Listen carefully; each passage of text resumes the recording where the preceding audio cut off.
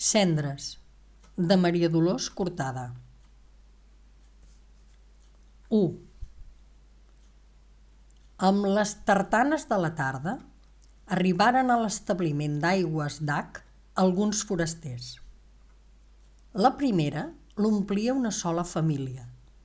De la segona n'abaixà una dama jove, alta i morena, qual elegant figura cobria un salvapols de seda grisa. De sota el senzill canotier s'escampaven alguns rinxos folls de la cabellera negra i abundosa.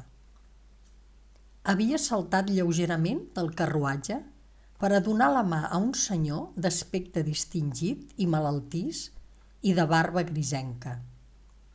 Un criat de l'establiment acompanyà la parella a les habitacions encarregades dies abans. Aquella tarda els forasters no sortiren de llur cambra. Per l'ample finestra oberta contemplaren aquell hermós panorama desconegut que els inspirava una quietor estranya, barreja d'enyorament i d'esperança alhora. Era ja fosc quan els avisaren per a passar al menjador. La dama havia arranjat sa toilet, passejar la borla per sa cara i donant un darrer esguard a l'espill, acció de què mai s'oblida la més despreocupada i senzilla de les dones, eixir de la cambra amb son marit. Quan la parella entrant al menjador, tothom era ja reunit, iniciant-se un moviment de salutació envers els nous hostes, barrejat d'admiració per l'hermosa forastera. Una ullada fou suficient en aquesta per fer-se càrrec dels allí presents i sobtadament una grogor de cera s'estengué per son rostre al fixar-se en la parella de prop seu. Dissimulant una emoció intensa, somrigué lleugerament com remerciant les mostres de simpatia d'aquest objecte. La confiança cortès que acostumava a regnar en la taula rodona de l'establiment no es trencà aquell vespre per als nous arribats i després d'uns moments de sobretaula els homes eixiren a fumar a la terrassa i al jardí, mentre les dones anaven a billar-se per a la festa anunciada aquella nit. En Giral i la seva esposa, cansats del viatge, resolgueren no moure's de llurs habitacions, lo que sens dubte contrarià més d'un tenorio, d'aquells desenfeinats que mai manquen en els llocs d'estiueig, qui se les prometia molt ditxoses pensant en la vella esposa del malalt, que s'havia retirat del menjador donant ella una mirada indefinible a la parella, qual vista havia fet esblaimar son rostre i que sola entre els estiuejants semblava haver-li demostrat indiferència. 2. Assentats enfront l'un de l'altre, vora el balcó obert en la nit clara, els nous arribats comentaven la carinyosa arribada que els havien fet aquells qui devien ésser els seus companys durant una temporada, i d'allà estant es guardaven llurs esplais en la terrassa i el jardí il·luminats on s'aparellaven les mans per formar grans corones bellugantes al compàs de nostra dansa nacional.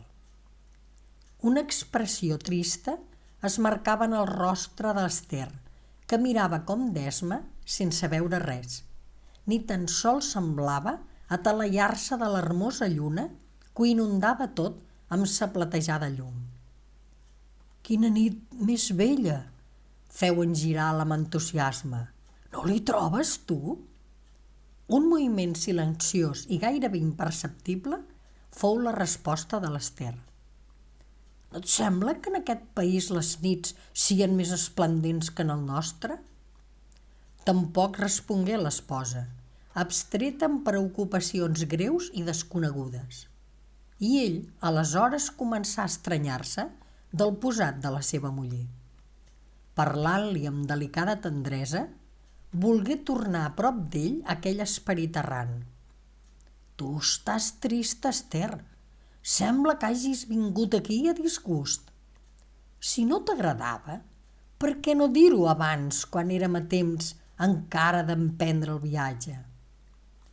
La llum que eixia dels ulls de l'espòs encomanà coratge a la dama, qui a la fi respongué amb veu suau.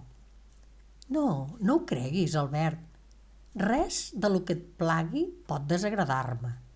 Si em veus trista, no és per altre motiu que la teva malaltia.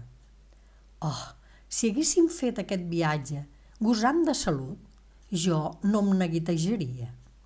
Quan tu tornis a estar bé, veuràs com ho animaré tot. Si jo estés malalta, també tu estaries trist, Albert. Afegia amb veu més manyaga, alçant-se per ajustar la finestra del costat del seu marit. I doncs, si no patíssim l'un de les penes de l'altre i no ens repartíssim les alegries, on fora l'amor nostre?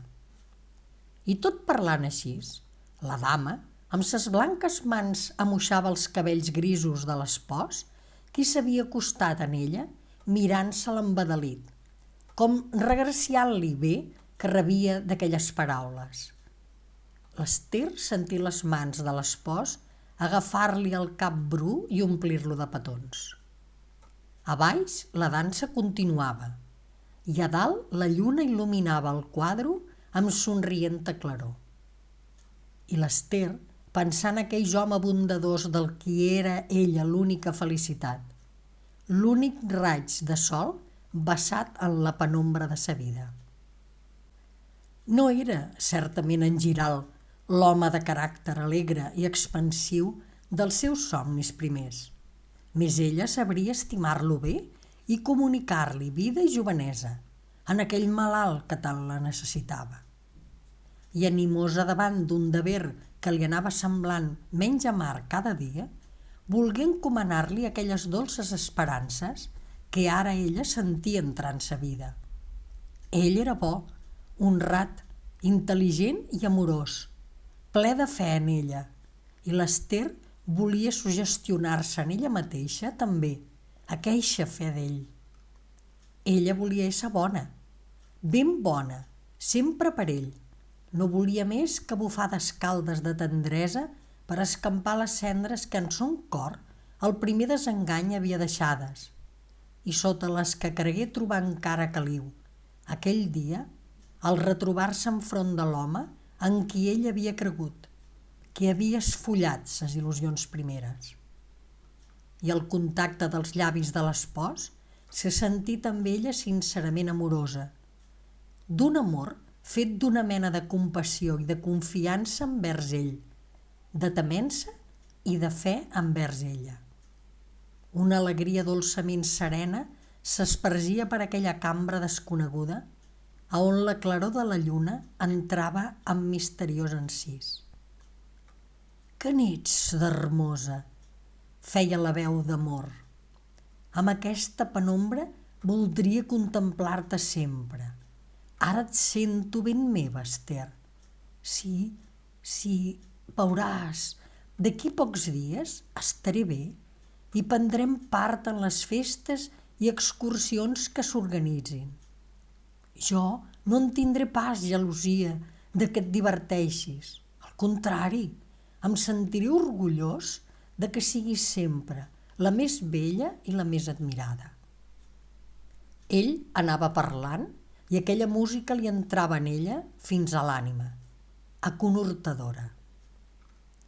L'Ester, amb tot, no pogué dormir en tota la nit i després, a l'hora en què en l'establiment tothom dormia encara, desitjosa de soledat i d'aire pur, eixí de la cambra, deixant en Giral adormit i baixar al jardí. La matinada era dolça i rosada i dintre la boira s'aixecava el piu-piueig dels aucells en les fulles. Amb pas mandrós anava caminant, responent d'esma al bon dia que li donaven els homes que escombraven els caminals i netejaven les plantes. Un se la mirà i feu l'ullet al company de més a prop amb una expressiva i indiscreta admiració envers la bella dama matinera. Un esllanguiment se reflectava en tota sa persona. Quan l'havia contrariada retrobar l'Àngel allí. I tossudament el record d'aquell home no la deixava. Havia retrobat amb sa presència quelcom d'aquells amors? Oh, no, no! Més la memòria d'ells la neguitejava interposant-se entre ella i l'espòs volgut, car ella no l'estimava, no a l'Àngel. Era ben mort tot allò que ella cregué un temps inacabable, mort per sempre. Doncs per què hi pensava tant des de nit, ella? És que temia que ell, al retrobar-la, no fos prou dissimulat o cavaller i deixés transparentar quelcom de lo passat, qual memòria tant la vergonyia? Com l'havia pagada cara aquella lleugeresa dels 16 anys romàntics i apassionats? I si el seu marit arribés a sapiguer que havia sortit del convent on s'educava, en aquella nit d'hivern i que follament enamorada anava a fugir amb l'Àngel, a qui no volien donar-la els seus? Sort del vigilant de les monges, qui la descobria en el moment en què s'esmunyia per la portella del jardí, restada oberta per descuit, que si no... Ah, que em fora de desgraciada llavors! Qui sap si el seu marit, avui tan amorós, la llançaria lluny d'ell amb menyspreu, creient-la més culpable de lo que en realitat era. Eren les 7 del matí, quan la senyora Giralt, cansada de voltar pels caminals deserts, sentí que les cames se li doblegaven. El cap se li esvaïa i, tinguent por de caure en basca, se n'entornà vers l'establiment. A l'entrar en el vestíbul, s'atopà amb un banyista que en sortia. «Ester!», feu aquest amb cortès efecte. «Àngel!», respongué ella baixet, un poc atuïda. Era ell. La casualitat els posava enfront l'un de l'altre. Breus paraules banals se creuaren entre els dos, amb una mirada tranquil·la i indiferent. Havia passat el primer moment tan temut per ella. L'esguard d'aquell home, gairebé indiferent, li comunicà sobtadament una pau, una confiança que jamai més havia de perdre. Comprengué d'un cop que l'Àngel no la volia i que mai per mai res es mantenia de lo passat. Alleugerida de sos terrors, tornà a la cambra, on son espòs dormia amb son tranquil·la i somrienta, somniant-la tal volta en ella.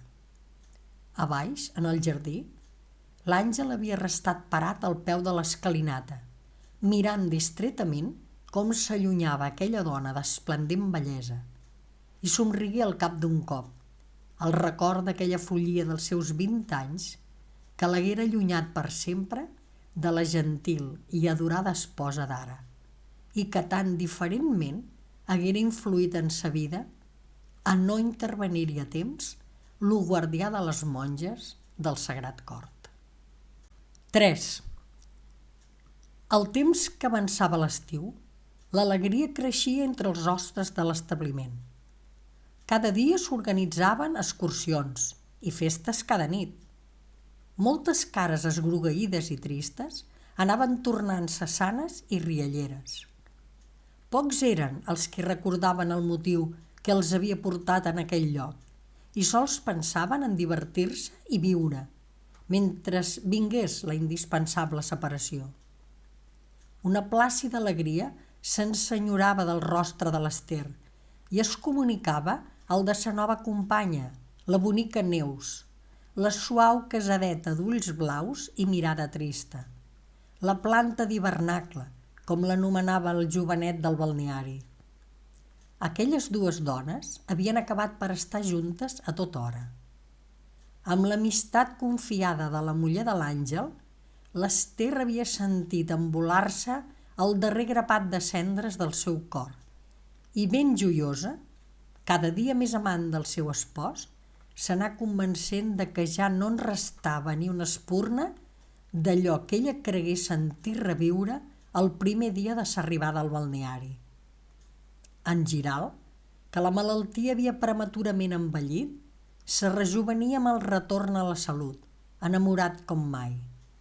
I la ditxa d'ambdós de dia en dia s'afermava davant d'una esperança d'inefable joia que s'endugueren d'aquell estiueig, al finir del quin somreia la visió d'un vell infantó que vindria amb les primeres flors de la primavera. Heu escoltat Cendres, de Maria Dolors Cortada.